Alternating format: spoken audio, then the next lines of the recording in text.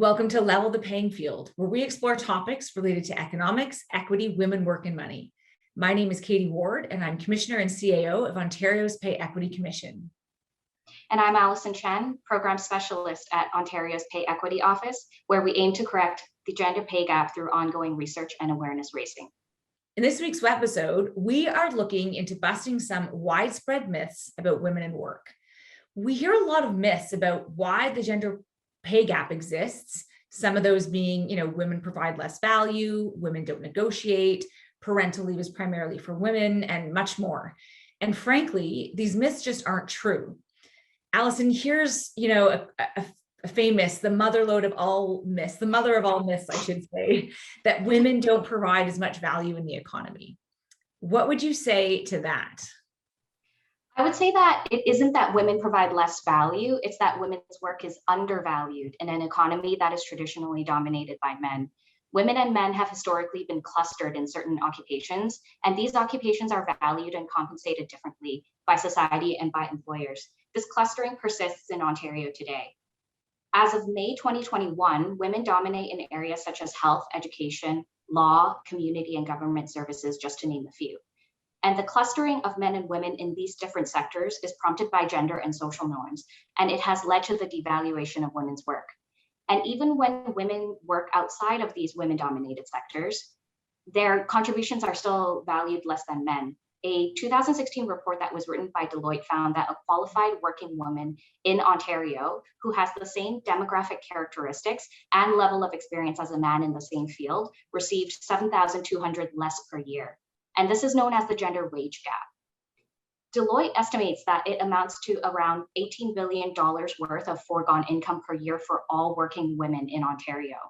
They also estimated that if wage parity was reached, it would increase household incomes, which could then lead to increased revenues from personal and sales tax by $2.6 billion, and that government spending on social assistance, tax credits, and child benefits could decrease by $103 million. So if the gender wage gap was eliminated, everybody wins. If you ask why the gender wage gap exists, you'll likely get a variety of different answers. A lot of them are based on myths that we'll address in this discussion. Statistics Canada has identified some factors that contribute towards the wage gap, including factors like human capital, which means level of education, years of work experience. It also includes things like whether or not you're working part-time or full-time, if you work in the public or the private sector, if you're unionized, if you're not. Other factors also include things like your occupation and what industry you work in, and your demographic characteristics such as your age, marital status, so on and so forth. But these factors can only explain about 30% of the wage gap in Ontario, and around 70% of it remains unexplained. The unexplained portions of the gap could include factors such as differences in behavior and the impact of explicit or implicit discrimination. I think that's a great segue to introduce our first guest, who will help us dispel a commonly accepted excuse or myth about why the gender wage gap exists. We're going to speak with Janelle Benjamin, who is the founder of All Things Equitable and has been battling discrimination on two fronts throughout her career, gender and race.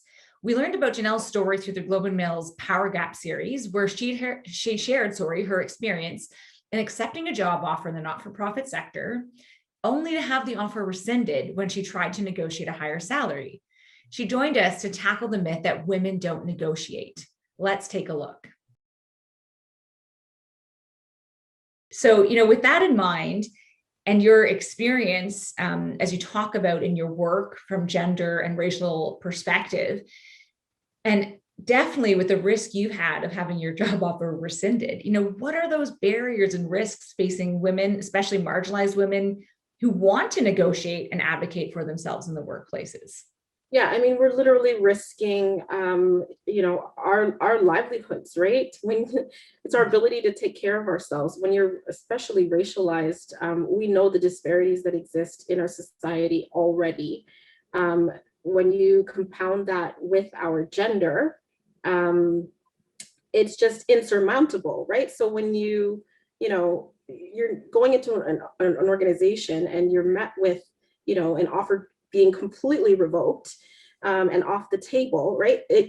what does that do to generations of my family, right? That's lost income, the ability to, invest, collect interest, whatever it is on that income for, for myself, for generations of my family. It's impacting the generational wealth that we know is a huge part of the conversation of the wealth gap.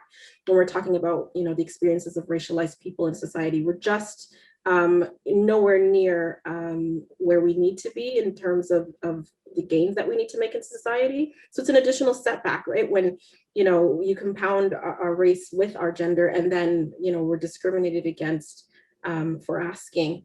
And sometimes it's not even just about salary, right? But some of the barriers that you can be faced with, on top of just, the insecurity of not getting the job offer, sometimes it comes down to, you get in the door and there's already perceptions or ideas, stereotypes about you based on racist tropes that, you're too greedy, or, you're undeserving. And, some of that kind of plays into why women decide not to ask, and racialized women in particular, right?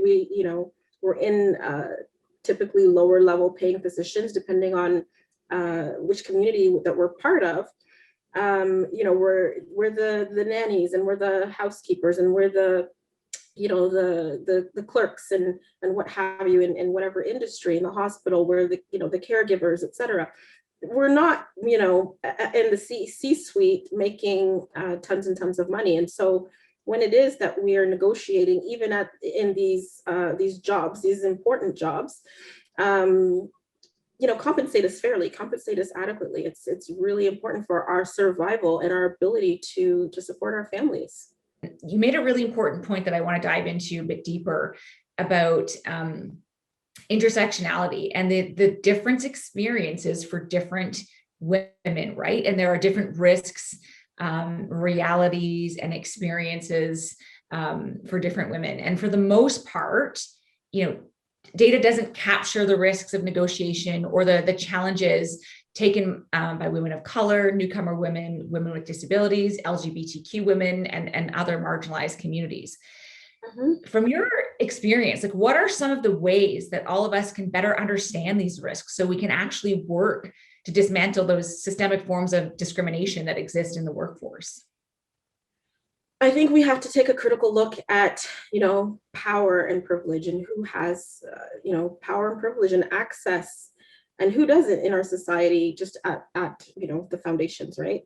When you look at the disparities, economic disparities between communities, I think that's a critical starting point before making decisions around people's pay and their livelihood and their ability to support their families. And before you label or stereotype people, understand where it is that they're coming from. Why is it that they're asking for more on a particular issue? And know ahead of time. I think it's important for organizational leaders to know ahead of time, what areas of this compensation, of this offer, are you willing to be flexible on? Don't put forward an inflexible offer. And if you are, then say so, right? Had the offer been presented to me to say, Janelle, this is really a firm offer, it's non-negotiable, we're not budging on anything that we're not making any concessions here, then it's up to me to decide, okay, am I okay with what's being presented on the table? Perhaps I might have just taken it, right? We were quibbling literally over $2,500 or $3,000. It wasn't anything exorbitant. So, what is that over, 12 months of a year? But for me, it was the principle of not starting at the base, right? So I think it's really important for organizational leaders to know, okay, on what points will we concede or give or take, right? If somebody asks for additional vacation days or the ability to work from home, are you able to be flexible? And if you're not, say so upfront, so that people can make informed decisions for what they need to do for themselves and for their families, because the generational wealth conversation is hugely important when we talk about, again, who has the power in society, who doesn't, and the fact that reparations have never been paid to Black people in particular. It's an important conversation because, how are we to overcome the kind of systematic disenfranchisement of our community if it is that we can't negotiate, at least at the individual level, Right. for what should be fair and fairly compensated. What a deeply personal but also thoughtful debunking of the myth that the pay gap exists because women don't negotiate. Absolutely. And aside from Janelle's personal experience, there is ongoing research on this topic, including a study with a data set of 4,600 workers across 840 workplaces in Australia. And we'll link the study for our viewers. This study suggests that there is no statistically significant difference between men and women in the probability of having asked for a promotion or a raise. And it seems that men and women ask equally often, but women are turned down much more frequently. Well, Allison, I think we can consider that myth busted. Next, we spoke with Ian Howcroft of Skills Ontario about another common myth about why the gender wage gap exists, because women choose lower paying jobs. Ian works with Skills Ontario, a province-wide organization focused on building Ontario's skilled trades and technologies workforce. More specifically, they work to provide opportunities for youth to explore and develop skills for successful careers in the skilled trades and technologies.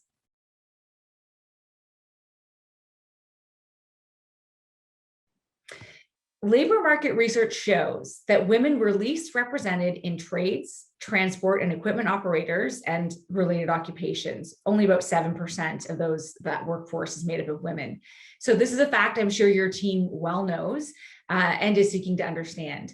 What are some of the existing barriers and challenges that women face when trying to enter the trade sector? I think there's several, one being the fact that there's very few women in those trades, in those jobs that can act as role models or perhaps mentors. I think there's some perceptions that are inaccurate and at worst, and at best, they're just outdated. I think what we need to do is make sure that girls and young women and everybody has a accurate perception of what the realities are for these trades and these career opportunities. How do we dispel some of those myths? We deal with that all the time, trying to make sure people are understanding what these realities are and what those opportunities are to move forward with. I think another audience that we have to get to is parents. Many parents don't encourage their kids to look to a career in the skilled trades or technologies. And I think that's intensified when it comes to a girl or a young woman. They even have more of a burden to get over to find out about those opportunities. So we're trying to build awareness. We're trying to deal with the perceptions and put forward opportunities that give them the opportunity to try a trade, to see what they're all about, to ask questions, and to see role models that they can emulate from and ask questions of, and find out how others have successfully entered the trade or the technology career and what barriers they met and how they got over those barriers. So as you know, the Pay Equity Commission works to close the gender wage gap. And, on balance, regulated trades or regulated professions provide more transparent and equal compensation structures. And we often hear that the gender wage gap exists because women choose low-paying jobs like clerical work or caregiving or retail, but that's not true. How would you bust that myth? Well, I think that the girls and young women, in fact, everybody, choose careers that they're aware of and perhaps what they think is expected of them. I think what we have to do is broaden the horizons and give them more information about what the whole range of opportunities are and provide them with a more clear opportunity, more clear pathway, and more assistance and tools so that they can explore what's the best career for them.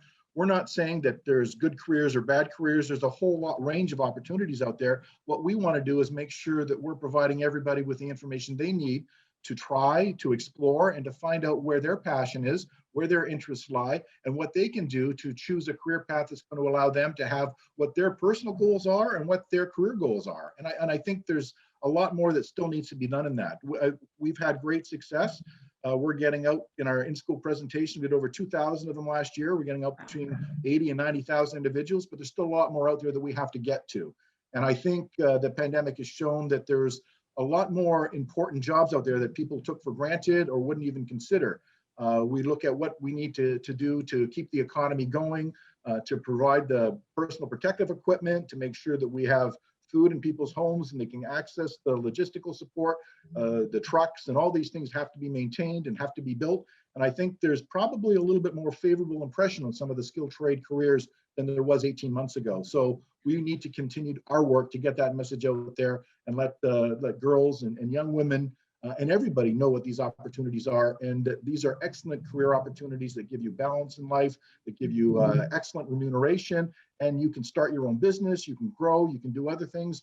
I know some people that start in one skilled trade and add to it. I know a woman who's an iron worker, but she's also now apprenticing to become a boilermaker as well. So it's the opportunities are limitless. What we have to do is make sure people are aware of that, and what can we do to help them understand what these opportunities are and get access to the information that they need. Ian's answer covered a relevant and important point. Women choose careers that they're aware of and or based on what is expected of them from society. That's right. And as I said in the intro, women in Ontario are clustered in certain occupations, and these occupations are valued differently by society and by employers. So seeing how Skills Ontario helps to demonstrate that young women and girls can be successful in traditionally male-dominated sectors is very encouraging.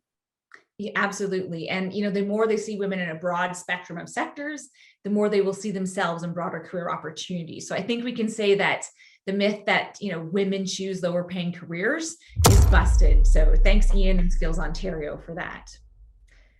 Next, we're going to speak with two experts about an often cited excuse or myth of the gender wage gap, which goes something like this. Women take maternity leave, and so it's on their shoulders for creating a pay gap while they are away. That's right. And while it is true that maternity leave does create and widen the gender wage gap, there is an underlying myth that perpetuates that, which is that it's women's responsibility to take parental leave, and that when they return to the workplace, they are less committed employees. We spoke with Allison Colon and Ed Go Jr. about this. Allison is the Associate Director at the Institute for Gender and the Economy at the University of Toronto's Rotman School of Management. Allison and her team are committed to advancing the conversation on gender dynamics in the workplace and larger society through rigorous research and practical and impactful approaches. Allison and I spoke about the motherhood penalty, which is a pay gap arising when women take parental leave, and ways we can eliminate it. So, doing this research and understanding the causes and why it exists can maybe help us understand, my next question, which is, what can we do to eliminate it? Yeah. So one of the persistent issues at the core of the motherhood penalty is inequality around care work. And in so much as we are able to encourage men and women to more equitably share care responsibilities at home and to take parental leaves at equal rates, we may start to see a shift in the motherhood penalty. So for organizations, this may mean creating environments where men are encouraged to take parental leave, take advantage of flex time policies, and utilize alternative working arrangements in order to meet care needs at home. So we know from the research that many organizations, they may have paternity leave and flex time policies in place, but men still may receive signals in the workplace that taking advantage of these options will hurt their career. So in addition, the way fathers think about masculinity can influence their parental involvement and the likelihood of them taking parental leave. Traditional beliefs about masculinity often involve being the family breadwinner, and as a result, men may feel as if they're obligated to preserve their masculine identity and forego the option to take a leave. So we really need to re-envision our ideas about working fathers and offer men more choices. And this in turn will offer up more choices and opportunities for women too. And then another big move that we can make is to support more accessible childcare. As long as family responsibilities remain unequally shared as they do now, the gender gap is not likely to close. So providing affordable and accessible on-site childcare or subsidizing access to other childcare sources are ways that employers can help parents who wish to work full-time.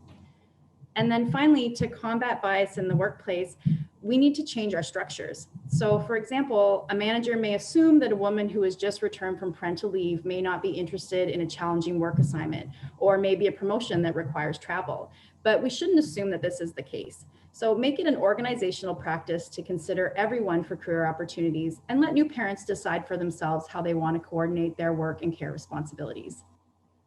That is a very comprehensive answer. And I appreciate that you're bringing in a lot of the other structural issues. And I like the specific answer, the part of the answer where you talked about, the definition of masculinity being breadwinner and femininity being caregiver. And so this is sort of like a foundational piece that needs to shift. So thank you for the research and for sharing, what you're learning about this. What does the research say about the employer's perspective? With the motherhood penalty, it seems as though companies see women who are mothers or prospective mothers as a liability rather than an asset. Yeah, I would encourage companies that are feeling the impacts of parental leave to reframe the situation. So when a parent returns from parental leave or requests a flex time arrangement, it's an indication to you that they are more committed to their career and the organization, not less. So they're looking to balance the many responsibilities that they have between home and work so that they can continue to work with you. And that's a committed individual who wants to be there. And another way to reframe parental leaves and flex time arrangements are to view them as opportunities. So parental leaves can provide organizations with great opportunities to cross-train employees from different areas of the organization, provide chances for more junior staff to gain experience, and they can be occasions to bring new talent into a company. So I think reframing parental leave, what it means to your organization, can help you to uncover new opportunities to innovate and new ways to leverage talent in your company. To continue our discussion around the inequality in parental leave, we spoke with Ed Gow Jr. to address the myth that parental leave is for women. Ed is a fatherhood advocate and member of the Dad Central Steering Committee. His main mission is to peel back the layers of mainstream constructs around fathers and men and to reveal the positivity that is often clouded behind social norms. And one of those constructs is around parental leave.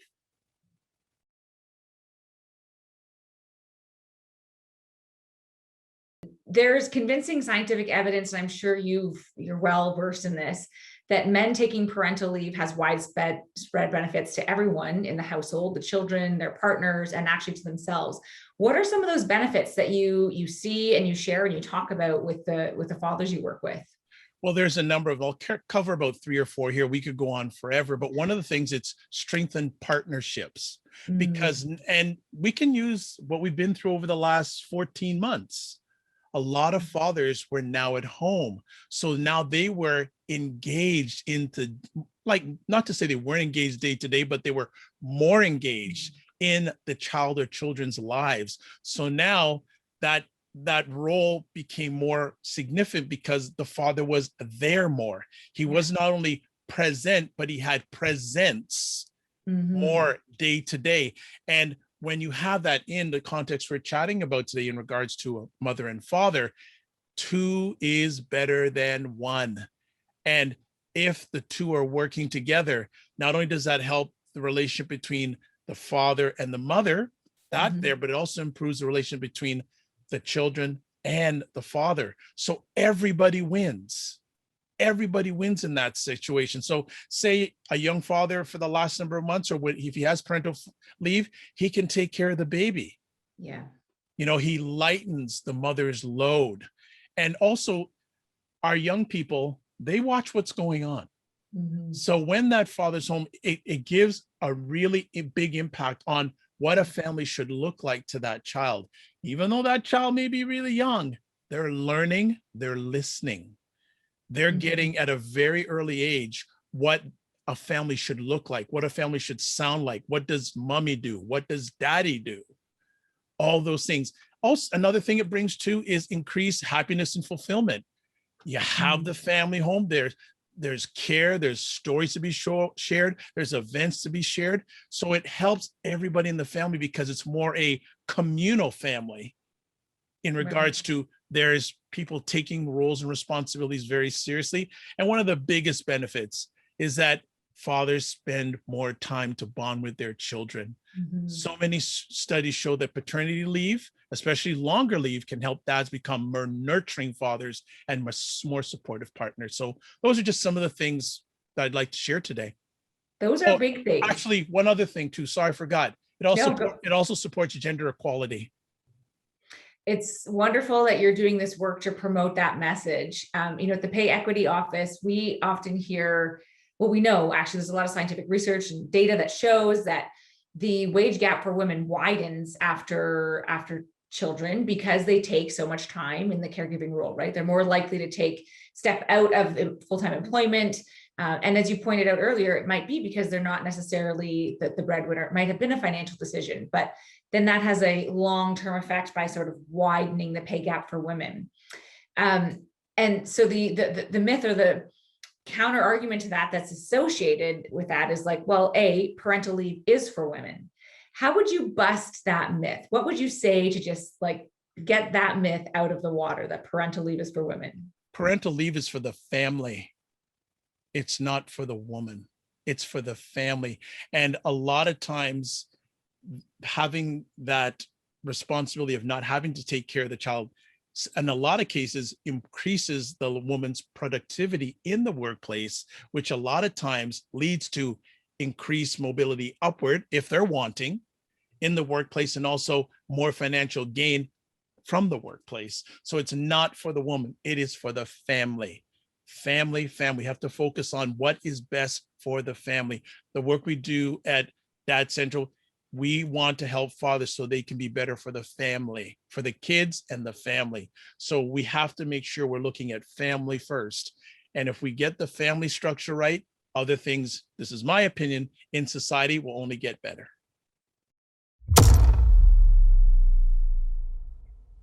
I mean, what a powerful statement and an effective way to bust the myth that parental leave is primarily for women.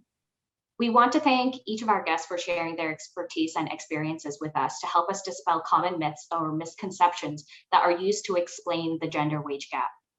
Absolutely. We hope, viewers and listeners, that they enjoyed this conversation about common excuses and myths for the gender wage gap, and that they could actually use information to bust myths as they confront them. This conversation is part of a series published by the Pay Equity Commission of Ontario to examine economics, equity, women, work, and money. You can learn more at leveltheplayingfield.ca. And please share this video on your social platforms like Twitter, Facebook, and LinkedIn so we can elevate the equity conversation.